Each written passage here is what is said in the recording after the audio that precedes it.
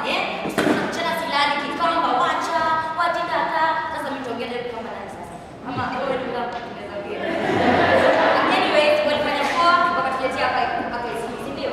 Wanasema ukitaka kila kitu original, utapata wapi?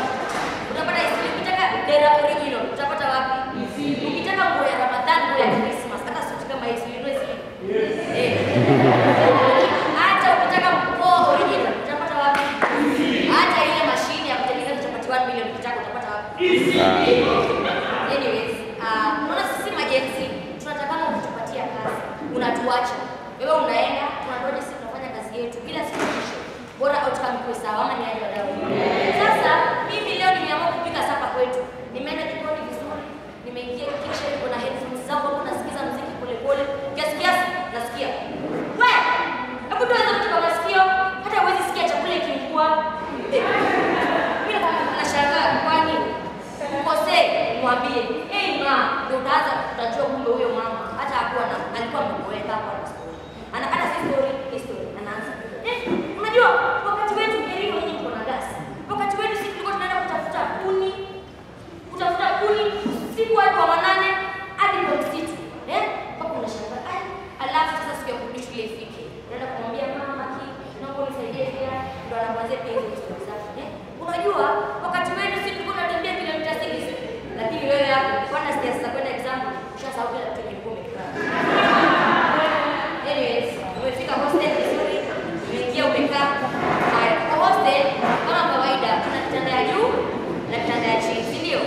Haya, umeingia hostel vizuri, umepatana leo hii room ni first year na third year. Common sense should guide first year. Afanye nini? Apande kitanda, si ndio?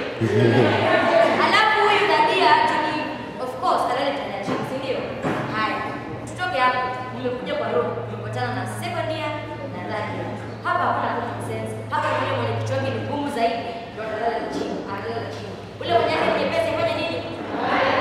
Apande kitanda. Haya, kama unavyoona hili kichwa ni ngumu sana. Kwa hivyo mimi ndio nilala chini. Huyo mwenzangu afanye nini? Apande kitanda. Haya. Kumbe huyu dada mwenye nimepewa ni wale wenye wanaotaka kama shafika kuchoma. Yeye ameshaka. Lakini hata hiyo si shida. Shida ni yule mwenye niko hapa chini, nikuwa naota nikikunywa chai. Chai moto. Haya. Anyways, tutoke hapo. Turudi pale kwa fresha. By the way, kwa fresha shida ni kuanga ni wadau. Unapata waambilianga amepita mtihani, waambilianga alikuwa na mbona kushindana ya CDF kule Shamahoa.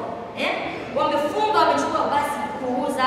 Kila mtu amefunga kionga, pasta na makanisa wote wameleta waambilianga Nairobi kuja kusoma town. Amekuja town kusoma. Alete maendeleo katika kijiji. Waambilianga 1 week asha change clothes. 2 weeks ashajua kumba na gold. Kiasi waambilianga anajua kujipeleka Westlands, anajua kujipeleka hizi, waambilianga ashajua software. Kiasi waambilianga anaanza kula school fees kitu na mimi. Waambilianga anakosa kugraduate. Waambilianga tu ni mrembo, anapata mtu anamuoa. Lakini sasa waambilianga unajua kama hauna papers, ikawa inajionyesha kwa uso. Mmeenda family gathering, badala waambilianga kwa katikati sala, anaambiwa oshe matumbo. Unapata waambilianga yeye anaitoa spoon yake hapo kando angalie. Yeye ndio anafikiria watoto chupa na soda na meno, anafunga kwa sababu ya nini? Kukosa base months. Soma waambilianga. Ama ni aje wadau? Haya. Siku nyingine hapo unajua Friday campus, vibes and vibes every time. Kwanza Friday. Sherehe zinaanza lini? Friday. Tunaanza siku. Si ndio? Sasa mimi nilikuwa tu hivi mchana kiasi ninasikia mpenzi my man ananipigia. Like hello. Mume anataka nifanye nini? Nikamuone. Mimi nani nimeboeka? Si ninaenda. Bora kijana ametuma fare. Mimi nafanya nini?